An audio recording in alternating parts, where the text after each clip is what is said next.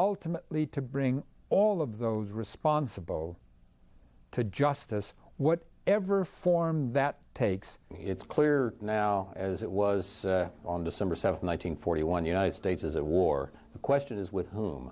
In December of 41 we knew. Today we really don't. They don't know now, but U.S. intelligence officials say they believe they soon will. David Ensor, CNN, Washington. Now, key to all of this is the fact that Osama bin Laden has been in Afghanistan. Afghan officials, the ruling Taliban there, have said unequivocally that they have been warned by Washington that they will be held responsible if it was determined that Osama bin Laden took actions, did terrorist acts against the United States or its interests. Now, joining us from Kabul for more on this story is Nick Robertson. He's joining us by video phone. Nick, what is the latest from there? Well, Jim, certainly there is a lot of apprehension within the senior Taliban ranks here in Afghanistan, not only in Kabul, but in their spiritual capital, Kandahar, about 300 miles south of here.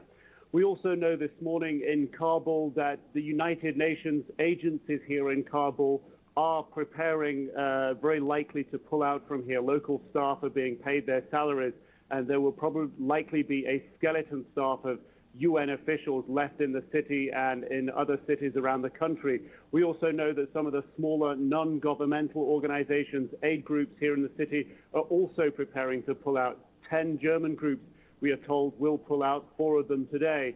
Last night, of course, the Taliban moving very swiftly. Foreign Minister Wakil Ahmed Mutawakil talking to journalists saying that they were not responsible, Afghanistan was not responsible, that they condemned terrorism in all its forms, and they said that Osama bin Laden couldn't be responsible for what had happened. Mullah Omar, the spiritual leader of the country, issuing a statement very quickly as well, Jim, indicative of the apprehension that possibly Afghanistan could be a place where retribution might be sought. But certainly Mullah Omar's statement, Osama bin Laden, he said, could not be responsible.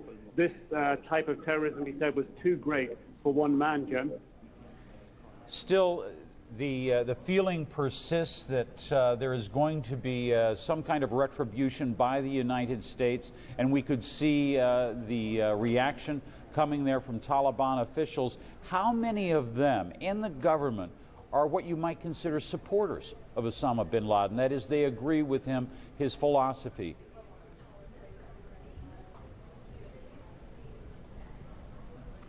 Well, the Taliban have given sanctuary to Osama bin Laden, they say, for his war efforts in expelling the 1980s Soviet occupation of Afghanistan, a 10-year occupation. Osama bin Laden came here and fought with the Mujahideen. And for that reason, when Osama bin Laden came to the Taliban in 1996 looking for a safe haven, they felt honor-bound under Afghan culture, they say, to give him a place to stay.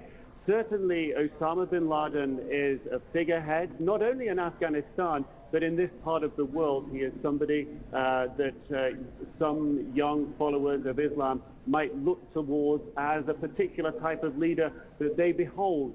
Certainly, as the Taliban prosecute their war to gain the control of the last 5% of Afghanistan, a civil war in the north of the country here, having an ally like Osama bin Laden to help rally more troops to their cause. This is a war of attrition, the civil war here, Jim. Many troops die on the front line, frontal assaults, troops driving across open plains being mowed down. The Taliban do need a lot of troops here to fight this war. Osama bin Laden and his supporters would certainly be a good rallying point for Taliban in trying to recruit people to that army. And certainly we have seen this in some instances, Jim. Nick, there have been reports that Osama bin Laden is calling Muslims from around the world to join his forces in Afghanistan to support the country, even export out of Afghanistan some of the same fundamentalist beliefs that he holds. Do you see evidence of that? Well, Jim, 2 years ago, we were traveling in the north of Afghanistan in territory held by the Northern Alliance, who are the last opposition holding out against the Taliban. There, we were taken to a jail and shown prisoners they told us were from mostly from Pakistan, one gentleman from Britain, and several others, some from China, some from other countries. These people told us that they had come to learn how to fight in training camps in Afghanistan, and had then gone on to the front lines to fight in the war against the Northern Alliance, and that's why they were captured when the front lines changed. These people have told us other supporters, other fighters, other terrorists, some people might call them, frontline fighters, the Taliban would call them, told us that they'd come to Afghanistan to get training in fighting techniques, in techniques of using explosives, in techniques of using weapons, rocket launchers, machine guns, etc. They'd then taken those skills to the front line for the Taliban, but they said they were also quite capable of taking those skills and exporting them back to their own countries of origin. Certainly the predominance of the people in that jail we found were mostly from Pakistan, and it has been well documented that the Taliban are able to draw ethnically from the Pashtun population in Pakistan a considerable degree of support, and there is a wealth of evidence that would point to the fact that there are many young people that would come from not from Pakistan to assist the Taliban in their fight in Afghanistan. All right, our thanks there to Nick Robertson, one of the few correspondents in Afghanistan that is at the moment one of the focal points of attention. Colleen? All right, Jim, we do want to show you some more fresh pictures that are just coming into CNN now. This is tape, but it's quite fresh from the area in Lower Manhattan around the World Trade Center. Our crew's out there busy tonight giving us a look at the search and rescue efforts which go on. You can see really the utter devastation there, just twisted pieces of metal and rubble. Take a look at that panning up shot. Let's just listen to this for a while. You can see still plenty of steam and smoke in that area. Let's have a listen here.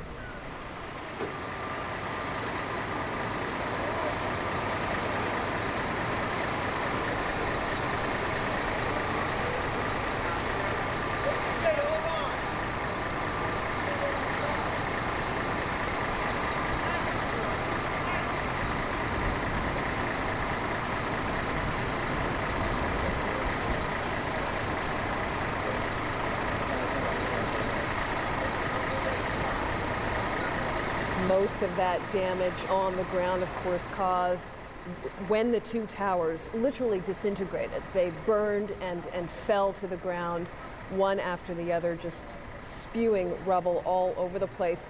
I want to also show you some tape that we just got in a couple of hours here. This is exclusive, a reverse angle of the second plane hitting the tower. Let's look. That's just a frightening shot.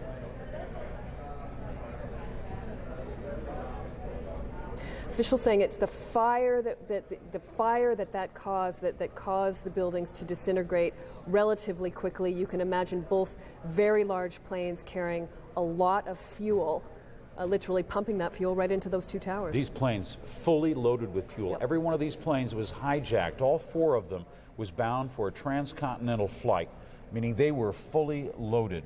Bombs, literally, petrol bombs.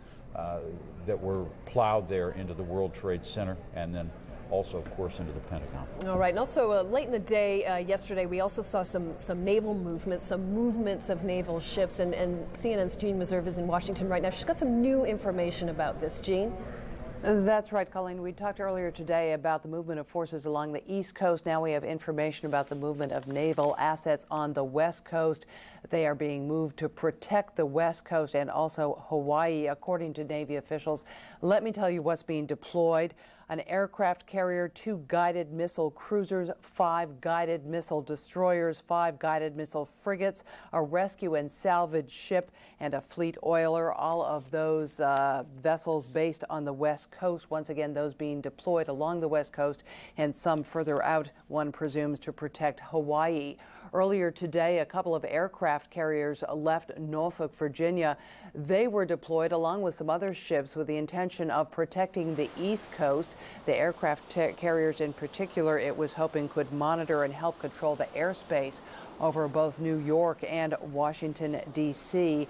And another note, the USS Enterprise, which had been relieved of duty in the Persian Gulf, has now been told it must stay there. So that's the latest on military assets and how they are being put in place early this morning. Also here in Washington, another item.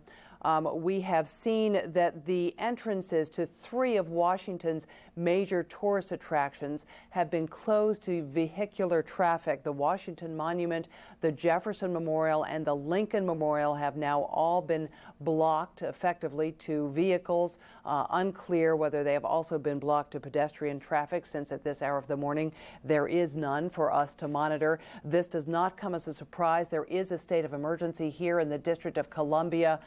Much of the city was cordoned off for portions of the day. Certainly around the U.S. Capitol today, blocks and blocks were closed.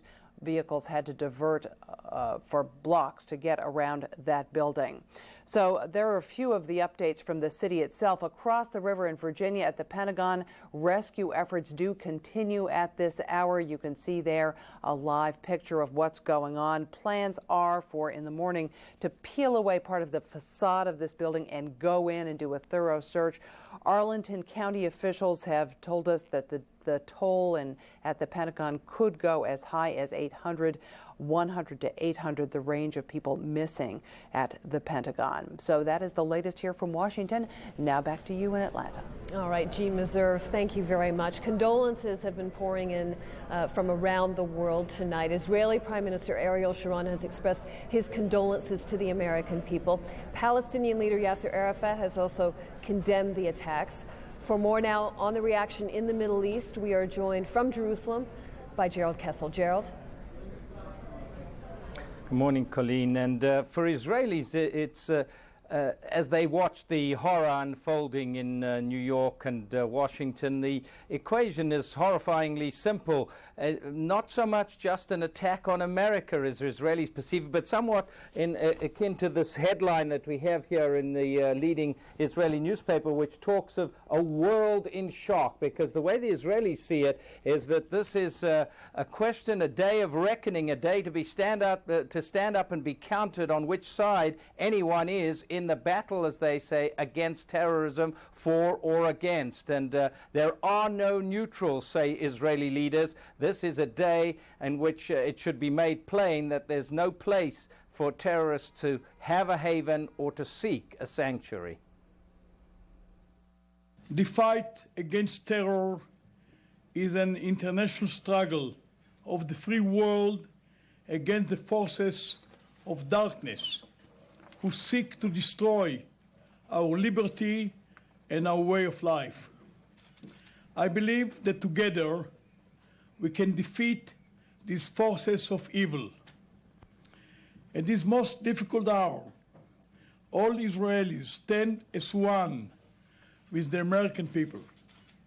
Our hearts are with you, and we are ready to provide any assistance at any time.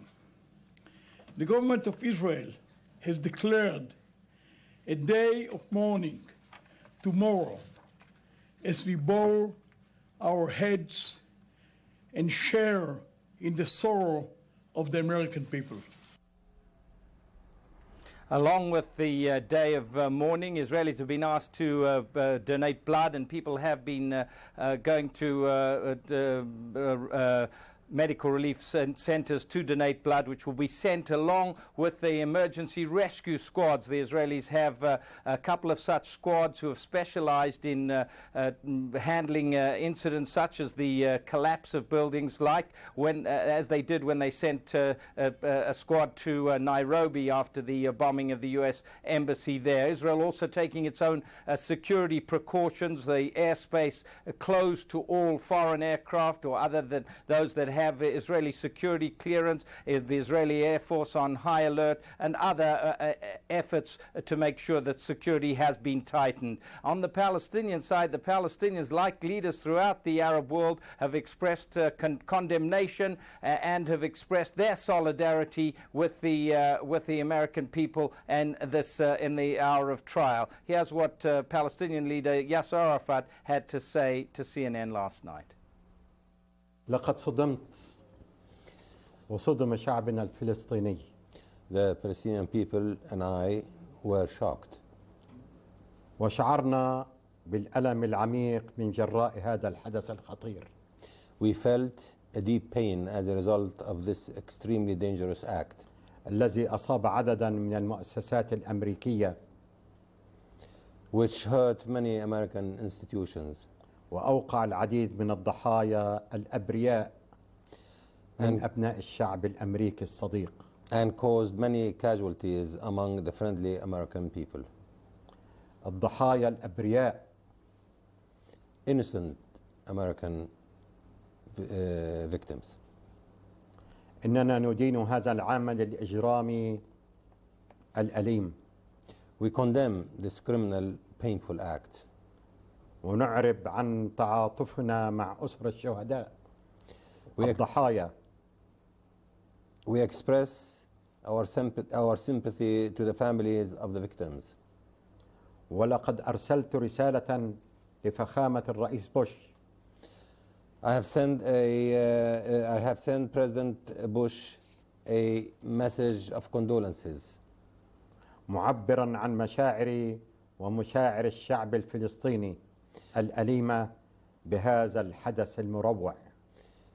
In which I have expressed my and the Palestinian people's sad feelings in regard of this horrible act. ووضعت فيها إمكانياتنا المتواضعة تحت تصرفه في هذه المحنة الصعبة. I also conveyed to His Excellency our readiness to put all of our humble capabilities at his disposal at this time of sorrow. God bless you. God bless you. God bless you. And the Palestinian leader also denounced certain scenes that were on display in the streets here in East Jerusalem. A small number of people who were showing their support for that action, those terror actions in the United States. Also in the town of Nablus on the West Bank. Here they were in Jerusalem. There were only a small crowd, but there was a crowd of several thousand in the town of Nablus, where cries of God is great and support for the terror actions against the United States. The distribution by people of candy, a traditional show of a sentiment of support and of delight. That very much a reflection of the anti-U.S. sentiment that has been spreading throughout the Middle East because of the United States' perceived support of Israel in the ongoing year-long now bloody confrontation. And indeed that confrontation has been deepening overnight with some intense fighting around the town of Jenin in the northern part of the West Bank. A number of Palestinians reported killed in that intense fighting. All right, Gerald Kessel updating us from Jerusalem. Thanks, Jim. Well, along with the condolences that are pouring in, there are also questions being asked, and one of those questions is how were the hijackers able to board the plane in the first place? We get more on that and the situation with airport security from Charles Feldman.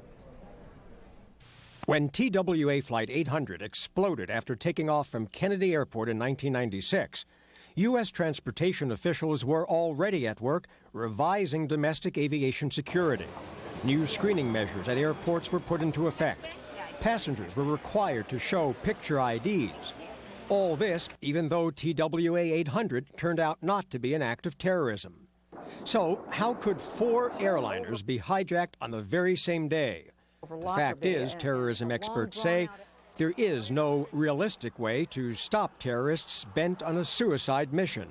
Terrorism expert Brian Jenkins. Years ago, I was asked by a congressman, Mr. Jenkins, if I gave you all of the resources that you wanted and all the authority that you needed, could you guarantee that there would not be another hijacking? My answer was, yes, sir, I can. We ground all of the airplanes. Making matters worse, when various government agencies and news organizations test airport security around the nation, it often comes up short. Published reports from 1999 show that Boston's Logan Airport, from which 2 of the hijacked planes originated, had at least 136 security violations over a 2-year period, this when federal aviation agents tested security there. And just this July, the Transportation Department announced it was seeking almost $100,000 in penalties against American Airlines for having lax security on at least 6 flights checked by special agents. American, which had 2 of its planes hijacked in the attacks, says the proposed fine covered alleged procedural failures involving checked baggage and not failures at security checkpoints. So what happened to all the heightened security? It's not that the measures are at fault. It is that over a period of time, absent a major threat, there is always the temptation to do business as usual and to forget for a moment that this threat is real, remains real. But at least for the near future, business will certainly not be as usual. There will be higher levels of surveillance, more stringent searches. Airport curbside luggage check-in will no longer be allowed. There will be more security officers and random identification checks. But we are a nation that likes to move fast. We are impatient with long lines and security checkpoints that slow our travel down. So, if history is any lesson, security over time will again get lax. Terrorists can count on it. Charles Feldman, CNN, Los Angeles. Now, it probably is not difficult to gauge the mood of the American people at a time like this. Gallup pollsters did that Tuesday afternoon, though, making telephone calls that no one ever imagined would be necessary. Joining us now from Princeton, New Jersey is pollster Frank Newport with more on that. Frank? Indeed, Jim, this was our poll together with a scientific sample, the immediate reactions of the American public taken Tuesday night, the 11th of September. We've heard the term on a lot of this coverage, war. We ask Americans, do you consider this an act of war or not? Evidence is pretty clear, as you can see here. 86%, almost 9 out of 10 Americans agree that it is an act of war. However, when it comes to military response, we do get a sense of restraint from the American public. We offered 3 possible alternatives for retaliation: immediate strikes against known terrorist operations, even if we don't know exactly who did it. The middle alternative was strike, but only after evidence of exactly who did it, even if that takes months, and no military action at all. Obviously, Americans want military action, but look at this. Significant majority of Americans say wait until it's known exactly who did it, then military action. The reaction emotionally, we've seen in a lot of the coverage, is very, very strong. In fact, we find here that 87%, almost 90% of Americans, including a lot of older Americans who lived through Pearl Harbor, tell us this is the most tragic news event that they have witnessed in their life. Worry about themselves or their family being involved in terrorist activities, that's up. We've tracked that measure, unfortunately, going back to Oklahoma City. It was 42% then in the mid-90s. It had fallen. Just last night, you can see 58% of Americans say they're at least somewhat worried about the possibility of a terrorist attack. Finally, confidence in President Bush to handle the situation is high, very and somewhat confident. We've got almost 8 out of 10 Americans expressing confidence that he will handle the situation. Jim, that's an update on the immediate reaction of the American public. Back to you. All right, Frank, thank you for that report. Colleen. All right, Jim, thanks. Well, relief agencies say that they are rushing blood supplies both to New York and Washington, and they say Americans are rolling up their sleeves, quite literally, nationwide to make sure that there is enough blood to treat the wounded. Thelma Gutierrez reports now from Los Angeles. At the American Red Cross in the heart of Los Angeles, a long line formed outside the door. Dozens waited to come in and donate blood. I lived in New York for about 12 years, so I really wish that I were there to help more directly. So this is the little I can do. Inside was a scene staff members say they had never witnessed before. Donors, hundreds of them, lined the corridors, sitting on the floor and any place else they could find space, waiting for their names to be called. I have never seen this type of turnout. I've been here for 5 years. This turnout is just, it's amazing. It's amazing how when a tragedy like this happens, people are just moved to do something, anything they can to show that they care. 15 Red Cross technicians drew blood while volunteers kept the lines moving. They were overwhelmed by the response. One Red Cross center estimates 250 units of blood was collected on Tuesday, an unprecedented amount in one day. The problem remains in how to transport the supply. According to a spokeswoman, the blood must first be tested. The Red Cross is negotiating with the military to deliver the supply to the East Coast. The wait to give blood at one Southern California center was up to 5 hours, but the staff said no one complained. Thelma Gutierrez, CNN, Los Angeles. Well, we're going to continue with our coverage of this day of disaster, the attack on America, and we're going to be joined by John Mann and Relitza Vasileva here to take over for us, Colleen. That's right. They're moving in, we're moving out. I'm Colleen McEdwards. And I'm Jim Clancy. As we go, we want to recap here some of the latest pictures that we have in. This is from Lower Manhattan, the scene of the devastation today in what is undoubtedly going to be the worst terror attack in the history of the United States. A terror attack that may change everything, that Americans themselves overwhelmingly see as nothing short of an act of war.